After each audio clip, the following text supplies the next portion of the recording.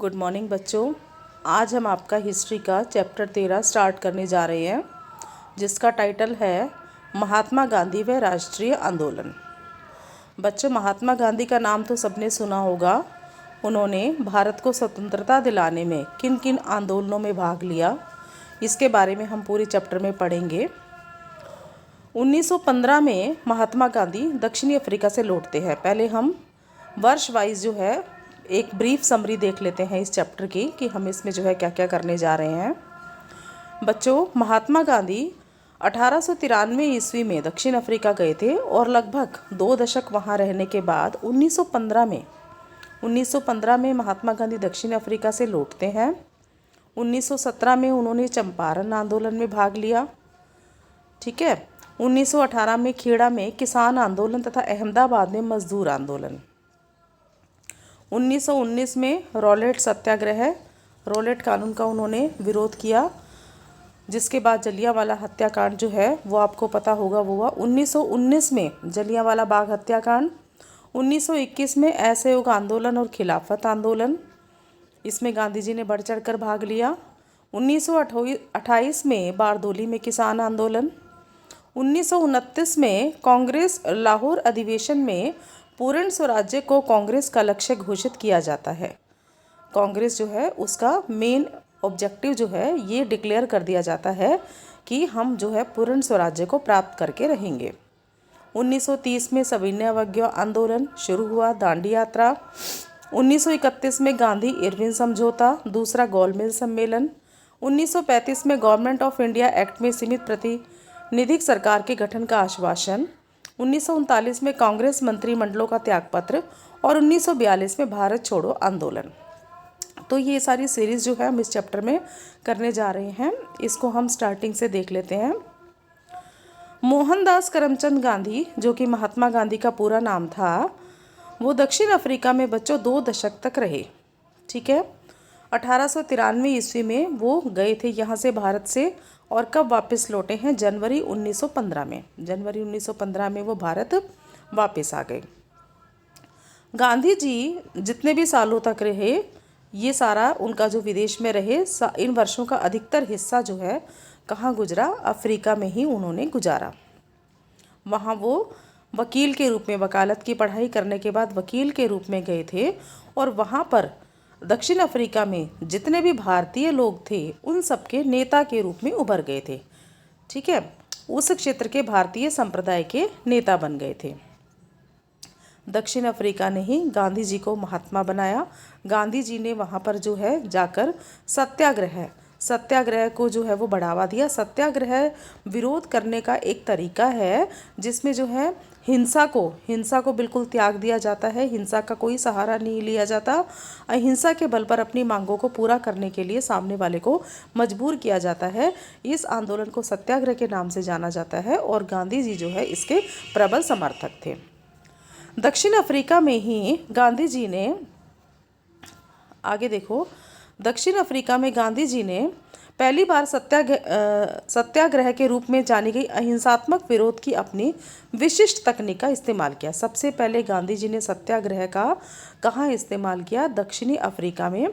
दक्षिणी अफ्रीका में क्या ज़रूरत पड़ी उनको सत्याग्रह का इस्तेमाल करने की? बच्चों, उन्होंने जो वहाँ पर दक्षिण अफ्रीका में उच्च जाति वाले भारतीय रह रहे थे, वो निम्न जाति वाले भारतीयों के साथ और महिलाओं के साथ बराबरी का व्यवहार नहीं करते थे। उन्हें जो है निम्न समझा जाता था, उनके साथ भेदभाव का व्यवहार होता था। तो इसका विरोध करने के लिए उन्होंने सत्याग्रह का जो है वो सहारा लिया। ठीक है। और विभिन्न धर्मों के बीच में एकता को बढ़ाने का प्रयास किया। तो वहाँ पर वो जो है दक्षिण अफ्रीका में जितने भी भारतीय थे उन सब के नेता के रूप में वहाँ पर उभर कर सामने आए थे। लेकिन 1915 में जो है वो भारत लौट आए वापस। जब गांधी जी भारत आए तो क्योंकि गैप आ गया था, 1893 में वो गए थे, उस टाइम भारत की कंडीशन और थी, और जब 1915 में वो वापस आए तब भारत की कंडीशन और थी। ब्रिटिश जो है ईस्ट इंडिया कंपनी का शासन चल रहा था। भारत राजनीतिक दृष्टि से भी काफ़ी सक्रिय हो गया था। तो उन्हें भारत के बारे में अब कुछ भी नहीं पता था, क्योंकि उन्हें 2 दशक के आसपास हो गए थे भारत को छोड़े हुए। तो सबसे पहले उन्हें भारत आने के बाद यहाँ की राजनीतिक व्यवस्था को समझना था, तभी वो आगे की कुछ जो है अपनी रणनीति या राजनीति तय कर पाते। तो जब 1915 में गांधी जी भारत आए तो उनके लिए भारत जो है वो बिल्कुल ही नया था। तो उन्होंने देखो बच्चों फिर किस किस आंदोलन में भाग लिया। यहाँ पर अंग्रेज़ों से भारत को आज़ादी दिलाने के लिए सबसे पहले है स्वदेशी आंदोलन। स्वदेशी आंदोलन कब से कब तक चला? 1905 से 1907 तक। ये सारा जो है आप याद रखेंगे ईयर वाइज, ठीक है। पेपर में ये जो है इम्पॉर्टेंट है स्वदेशी आंदोलन। और इसके प्रमुख नेता जो है उनको हम किस नाम से जानते हैं? लाल, बाल और पाल। लाल का मतलब हो गया, लाल से पूरा नाम लाला लाजपत राय। कहाँ से थे ये? पंजाब से थे, ठीक है। बाल, बाल हो गए आपके बाल गंगाधर तिलक जो कि महाराष्ट्र से थे। और पाल हो गए विपिन चंद्र पाल जो बंगाल से थे। तीनों नेताओं को स्वदेशी आंदोलन का जो है वो प्रमुख नेता माना जाता है। इन लोगों ने किस नीति का प्रयोग किया? इन लोगों ने बच्चों अंग्रेजी शासन के प्रति लड़ाकू विरोध का समर्थन किया। जो गांधी जी जिस चीज़ की बात कर रहे थे अहिंसा की, हिंसा का प्रयोग नहीं करना, तो उस विचारधारा के समर्थक नहीं थे। इनका मानना ये था कि जब तक हम हिंसावादी नीति नहीं अपनाएंगे, लड़ाकू विधि नहीं अपनाएंगे, हम अंग्रेज़ों को भारत से बाहर नहीं निकाल सकते। तो इन तीनों ने जो है किसके प्रति? लड़ाकू नीति का इन्होंने जो है वो समर्थन किया। और ये सत्याग्रह या अहिंसावादी इन नीतियों के विचारधारा के पक्ष में नहीं थे, ठीक है। क्लियर है इतना सबको? अब इसके बाद नेक्स्ट है, उस टाइम बच्चों भारत में दो तरह की विचारधारा चल रही थी। एक तो ये उग्रवादी हो गई जो कि लड़ाकू विरोध जो है इसका समर्थन कर रहे थे। दूसरी तरफ कुछ ऐसे लोग थे जो महात्मा गांधी की सोच पर चल रहे थे, यानी कि उदारवादी नीति का प्रयोग कर रहे थे, अहिंसा में विश्वास रख रहे थे, सत्याग्रह में विश्वास रख रहे थे। उनमें प्रमुख लोगों में किन किन के नाम थे? महात्मा गांधी तो थे ही, इसके अलावा गोपाल कृष्ण गोखले, मोहम्मद अली जिन्ना, इनका नाम भी आता है। ये उदारवादी समूहों से संबंध रखते थे, ठीक है। जो वही कुछ उदारवादी समूह जो लगातार प्रयास, हाँ, इनका मानना ये था कि लगातार प्रयास करते रहो, हिंसा का प्रयोग मत करो, हमें जो है आज़ादी एक दिन अवश्य ही प्राप्त हो जाएगी। गोपाल कृष्ण गोखले कौन थे बच्चों? ये महात्मा गांधी के राजनीतिक गुरु थे। इन्होंने गांधी जी को क्या सलाह दी? इन्होंने ये कहा कि आप 20 सालों के बाद इंडिया में लौटे हैं तो सबसे पहले बेहतर ये होगा कि आप सबसे पहले भारत यात्रा कीजिए, जगह जगह पर जाइए, लोगों से मिलिए, यहाँ के किसानों से मिलिए, यहाँ की राजनीतिक व्यवस्था के बारे में जानिए, ताकि आपको ये पता चल सके कि यहाँ के जनसाधारण की समस्याएं क्या है, ठीक है। तो इन्होंने गांधी जी को 1 वर्ष तक ब्रिटिश भारत यात्रा करने की सलाह दी गोपाल कृष्ण गोखले ने, और ये कहा कि आप इस भूमि और यहाँ के लोगों को जान सकें, इसलिए आप जो है वो भारत यात्रा कीजिए यहाँ के लोगों की समस्याओं को, ताकि समझने में आपको आसानी हो। अब देखो बच्चों, हमने सीरियल से चलना है। 1915 में, सन याद रखने हमने, 1915 में जो है गांधी जी भारत वापस आए। फिर उसके बाद क्या हुआ? फरवरी 1916 में उन्होंने बनारस हिंदू विश्वविद्यालय, इसका उद्घाटन हुआ था और इसके समारोह में शामिल होने का उनको मौका मिला गांधी जी को, ठीक है। भारत आने के 1 साल के बाद फरवरी 1916 में बनारस हिंदू विश्वविद्यालय के उद्घाटन समारोह में, तो वहाँ पर सबको अपनी जो है बोलने का मौका मिल रहा था, अपनी राय व्यक्त करने का मौका मिल रहा था। तो उन्होंने देखा कि यहाँ पर जो है अधिकतर धनी लोग आए हुए थे, ठीक है, जिनका सामाजिक स्तर बहुत ऊंचा था और वो सिर्फ आडंबर की, दिखावे की बात कर रहे थे। लेकिन गरीब तबका जो कि किसान थे, मजदूर थे और जो इंडिया की आज़ादी का मैक्सिमम पार्ट था, उनमें से कोई भी नहीं आया हुआ था। तो उन्होंने जो अपने वहाँ पर विचार रखे उससे उनको जो है काफ़ी, पहले उन्हें कोई नहीं जानता था, जब वो 1915 में भारत आए तो इतने फेमस नहीं थे। लेकिन ये जो बनारस हिंदू विश्वविद्यालय के उद्घाटन समारोह में इन्होंने जो अपने विचार रखे, इससे काफ़ी वो फेमस हो गए। देखो इसके बारे में पढ़ते हैं क्या हुआ था। फरवरी 1916 में बनारस हिंदू विश्वविद्यालय के उद्घाटन समारोह में आमंत्रित व्यक्तियों में कौन कौन आए हुए थे? राजा, ठीक है, और धनी लोग आए हुए थे, जिसके द्वारा कौन से लोग आए थे? जिन्होंने दान दिया था, जिनके दान से बनारस हिंदू विश्वविद्यालय की स्थापना हुई थी, वो लोग, उन लोगों को जो है वो इनविटेशन दिया हुआ था। इसमें एनी बेसेंट जैसे कांग्रेस के कुछ महत्वपूर्ण नेता भी उपस्थित थे। तो सबको कुछ कुछ बोलने का मौका मिल रहा था, हर कोई अपना जो है स्टेज पे आके बोल रहा था। तो जब बच्चों गांधी जी की बोलने की बारी आई तो उन्होंने मजदूर और गरीबों की ओर ध्यान न देने का जो है, ध्यान नहीं देने के बारे में बोला। उन्होंने कहा कि हमारे देश में मजदूर और गरीब तबके के लोगों की तरफ जो है कोई भी ध्यान नहीं देता है। ठीक है, उन्होंने कहा कि बनारस हिंदू विश्वविद्यालय की स्थापना भले ही शानदार है, भले ही बहुत अच्छा आपने प्रोग्राम किया है, ठीक है, धनी और निर्धन लोग जो है, धनी और अमीर लोग सब यहाँ पर आए हुए हैं, लेकिन कोई यहाँ पर गरीब लोग नहीं है, उसको देख करके उन्होंने चिंता प्रकट करी।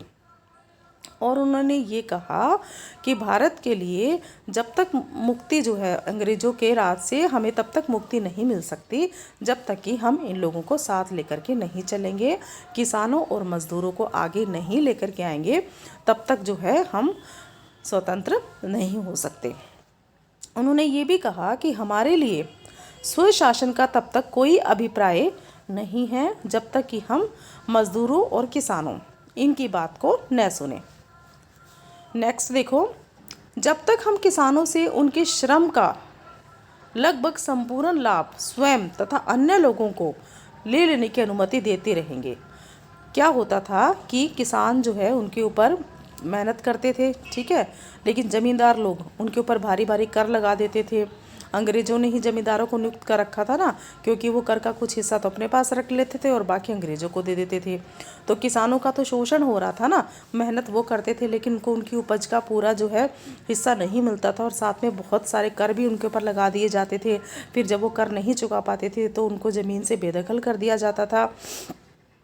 तो उन्होंने ये कहा कि हमारी मुक्ति केवल किसानों के माध्यम से ही हो सकती है, न कि वकील, डॉक्टर या जमींदार। ठीक है, ये हमें आज़ादी नहीं दिला सकते, क्योंकि ये तो हमारे देश की जनसंख्या का बहुत ही थोड़ा सा हिस्सा थे। अधिकतर हिस्सा जो है वो तो क्या थे, किसान थे। तो गांधी जी ने स्वयं को बधाई देने के सुर में सुर मिलाने की अपेक्षा लोगों को उन किसानों और कामगारों की याद दिलाना चुना। तो उन्होंने ये बेहतर समझा कि मैं सबकी सुर में सुर मिलाने की बजाय मैं लोगों को ये बताऊं इस मंच से कि आपको किसान और कामगारों के प्रति ध्यान देने की ज़रूरत है, जो भारतीय जनसंख्या के अधिकांश हिस्से के निर्माण करने के बावजूद वहाँ श्रोताओं में अनुपस्थित थे। हमारी जनसंख्या का इतना बड़ा हिस्सा होने के बाद भी उनमें से वहाँ कोई था ही नहीं उस फंक्शन में। तो इस बात की तरफ उन्होंने सबका ध्यान दिलवाया। क्लियर है यहाँ तक सबको? ठीक है, तो हम सीक्वेंस से चलेंगे। 1915 में भारत आए, 1916 में ये बनारस हिंदू विश्वविद्यालय के समारोह से उन्होंने जो है मंच से ये सब बातें कही। फिर उसके बाद 1917 में देखो बच्चों क्या हुआ, चंपारण, बिहार में चंपारण और बंगाल के कुछ हिस्से में अंग्रेज क्या कर रहे थे कि किसानों को नील की खेती करने के लिए मजबूर कर रहे थे। ठीक है, किसान जो है अपनी पसंद की फसल नहीं उगा सकता था, उन्हें मजबूर किया जाता था, और नील की खेती से उन्हें कोई फ़ायदा नहीं होता था। अंग्रेज़ जो है अपने फ़ायदे के लिए उन्हें इस चीज़ के लिए मजबूर करते थे। तो एक किसान जो है वो गांधी जी से आकर के मिला और उसने गांधी जी को अपनी समस्या के बारे में बताया। हालांकि गांधी जी का उस टाइम कोई इतना इंटरेस्ट नहीं था उसकी समस्या सुनने में, लेकिन वो बड़ा ही अड़ियल टाइप का था, और उसने कहा कि हमें इससे जो है आप मुक्ति दिलाओ, हमें जो अपनी पसंद की फसल उगाने की आज़ादी जो है वो आप दिलवाओ। तो 1917 में चंपारण पहुँचे फिर गांधी जी। उसकी बात को सुन करके उन्होंने वहाँ किसानों की स्थिति को देखा कि बहुत ही जो है उनके ऊपर उनका शोषण हो रहा है। तो उन्होंने जो है किसानों को अपनी पसंद की फसल उगाने की आज़ादी दिलाने में जो है वो सफलता पाई। ठीक है, ये हो गया आपका चंपारण आंदोलन। फिर उसके बाद 1917 का हो गया। नेक्स्ट हम चलते हैं बच्चों 1918। 1918 में देखो गांधी जी ने क्या किया।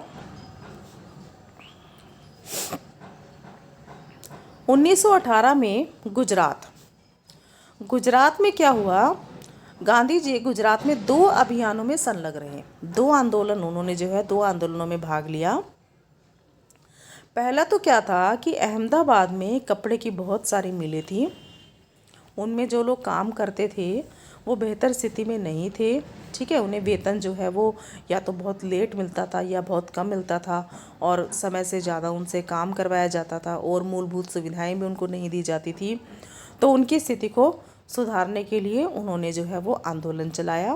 पहला तो अहमदाबाद में, और दूसरा खेड़ा में फसल खराब होने के कारण किसानों को लगान देना होता था, लेकिन फसल खराब हो गई तो किसान कहाँ से देगा। लेकिन फिर भी जमींदार और अंग्रेज़ों ने अड़ियल रवैया अपनाया हुआ था कि किसानों को तो लगान देना ही पड़ेगा। तो उनका लगान माफ़ कराने की जो है उन्होंने मांग की। तो सबसे पहले हो गया ये आपका चंपारण, बिहार। फिर उसके बाद उन्होंने गुजरात में ये चलाए अभियान। नेक्स्ट देखो, अब इन सब चीज़ों से गांधी जी को क्या फ़ायदा हुआ कि उनकी प्रसिद्धि हो गई। चंपारण, अहमदाबाद और खेड़ा, इसमें जो उन्होंने पहल की, इनकी की गई पहल से गांधी जी एक राष्ट्रवादी नेता के रूप में उभरे। जो गरीब और मजदूर किसान हैं उनकी उन्हें सहानुभूति मिली, और वो उसे अपने नेता के रूप में देखने लगे। उन्हें लगा कि अपनी कोई भी समस्या है तो उनको जो है हम गांधी जी हमारी समस्या को हल कर सकते हैं। वो उनके नेता के रूप में जो है वो उभरने लगे। वैसे भी उनकी जो वो चाहते भी यही थे कि जो भारत की गरीब जनता है, किसान है, उनका समर्थन मुझे मिले, है ना। यदि वो मेरे साथ आ गए इतने सारे लोग, तो हम अंग्रेज़ों को आसानी से बाहर निकाल सकते हैं। अब देखो नेक्स्ट 1918 के बाद क्या हुआ। 1914 से 18 के बीच में जब प्रथम विश्व युद्ध चल रहा था, तो अंग्रेज़ों ने क्या किया, प्रेस पर बैन लगा दिया। ठीक है, और एक ही कानून बना दिया कि यदि किसी व्यक्ति के खिलाफ कोई आरोप लगता है तो उसकी जांच के बगैर ही उसको हम जेल में डाल सकते हैं। मतलब बिना जांच के ही जेल में डाल सकते हैं। कोई मुकदमे की ज़रूरत नहीं है, कोई उसे अपनी सफाई देने की ज़रूरत नहीं है। जिसको मर्जी हम चाहें, किसी के ऊपर कोई जो है आरोप लग गया तो उसे जो है वो जेल में जाना पड़ेगा।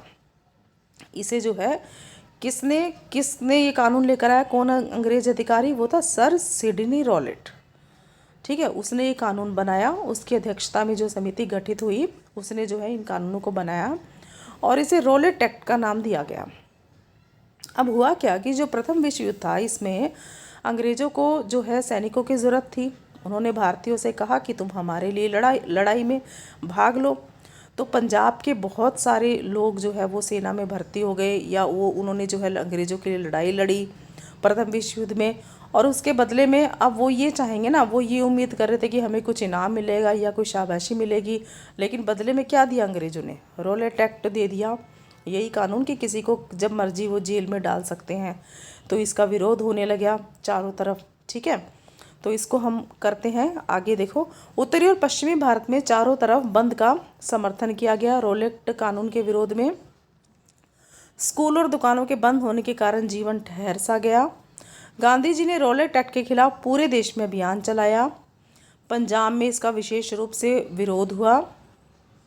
पंजाब के बहुत से लोगों ने युद्ध में अंग्रेज़ों के पक्ष में सेवा की थी। ठीक है, प्रथम विश्व युद्ध में अंग्रेज़ों के लिए उन्होंने जो है लड़ाई लड़ी थी। तो वो लोग क्या चाह रहे थे, भाई सेवा के बदले हमें कुछ ना कुछ इनाम मिले। लेकिन इनाम की बजाय उन्हें क्या दे दिया, रॉलेट एक्ट दे दिया। और इसके अलावा उन्होंने क्या किया, पंजाब जाते समय गांधी जी को भी कैद कर लिया, गांधी जी को भी जेल में डाल दिया, और कई सारे कांग्रेस नेता थे उनको भी गिरफ्तार कर लिया। तो धीरे धीरे स्थिति बहुत ज़्यादा तनावपूर्ण हो गई। बहुत ज़्यादा आक्रोश लोगों में फैल गया कि ये तो अत्याचार करे जा रहे हैं। तो फिर एक दिन क्या हुआ, अप्रैल 1919 में अमृतसर में एक राष्ट्रवादी सभा चल रही थी, और वहाँ पर जो है एक अंग्रेज ब्रिगेडियर ने वहाँ पर ये कह दिया कि सबको गोली से उड़ा दो, सबको गोली चलाने का जो है हुक्म दे दिया। और वहाँ पे जो बड़ी जनसभा थी उसके ऊपर गोली चलाई गई। इतने लोगों की निर्मम हत्या हुई, जिसे हम जलियांवाला बाग हत्याकांड के नाम से जानते हैं। और उसमें बच्चों 400 से भी अधिक लोग जो हैं वो मारे गए। इतना उन्होंने जो है अंग्रेज़ों ने जो है वो अन्यायपूर्ण व्यवहार किया। 400 से अधिक लोग मारे गए। रॉलेट सत्याग्रह से ही गांधी जी एक सच्चे राष्ट्रीय नेता बन गए। इसके बाद उन्होंने अंग्रेज के खिलाफ असहयोग अभियान की मांग कर दी, रॉलेट एक्ट का विरोध किया। फिर उसके बाद नेक्स्ट उन्होंने जो है वो असहयोग आंदोलन चलाया। असहयोग अभियान की मांग कर दी। भारतीयों को आगाह किया कि स्कूल, कॉलेज और न्यायालय न जाएं तथा कर न चलाएं। असहयोग आंदोलन के पीछे क्या थीम था? गांधी जी ने भारतीयों से ये कहा कि अंग्रेजों को किसी भी प्रकार के कार्य में सहयोग मत दो। जो उन्होंने स्कूल बना रखे हैं, स्कूल में जाना बंद कर दो। जो कॉलेज बनाए हुए, कॉलेज में जाना बंद कर दो। न्यायालयों में जाना बंद कर दो। जो वो टैक्स लगा रहे हैं, वो टैक्स भी मत चुकाओ। मतलब हर तरह से उनका जो है असहयोग करो, उन्हें कुछ भी सहयोग मत दो, तो अपने आप ही इंडिया छोड़ करके चले जाएंगे। गांधी जी ने कहा, अगर असहयोग का सही तरह से पालन हुआ तो 1 साल में जब अंग्रेजों को कोई कोऑपरेट ही नहीं करेगा तो वो अपने आप ही जो है इंडिया छोड़कर चले जाएंगे और भारत जो है स्वतंत्र हो जाएगा, स्वराज्य प्राप्त कर लेगा। अपने संघर्ष का विस्तार करते हुए अब गांधी जी ने एक ट्रिक और अपनाई। असहयोग आंदोलन के साथ साथ उन्होंने खिलाफत आंदोलन, ठीक है, जो कि मुस्लिम वर्ग से संबंधित था, उसके साथ भी हाथ मिला लिया। क्यों मिलाया? ताकि हिंदू मुस्लिम एकता जो है वो कायम रहे। वो मुसलमानों को भी साथ लेकर के चल रहे थे कि हिंदू और मुस्लिम यदि एक हो जाएंगे तो ये हमारे लिए जो है पॉजिटिव चीज़ रहेगी और अंग्रेज़ों को खदेड़ने में आसानी रहेगी। गांधी जी को ये उम्मीद थी कि ऐसे आंदोलन और हिंदू मुस्लिम एकता, इससे जो है वो क्या हो जाएगा, अंग्रेजी शासन का अंत हो जाएगा। मुसलमानों का भी समर्थन उन्होंने खिलाफत आंदोलन से हाथ मिला करके उनका समर्थन भी ले लिया। अब देखो असहयोग आंदोलन में क्या हुआ, आगे पढ़ते हैं।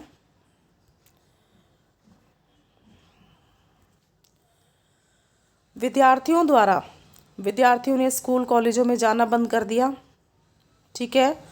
वकीलों द्वारा आंदोलनों का बहिष्कार हुआ, न्यायालय में जाना बंद कर दिया।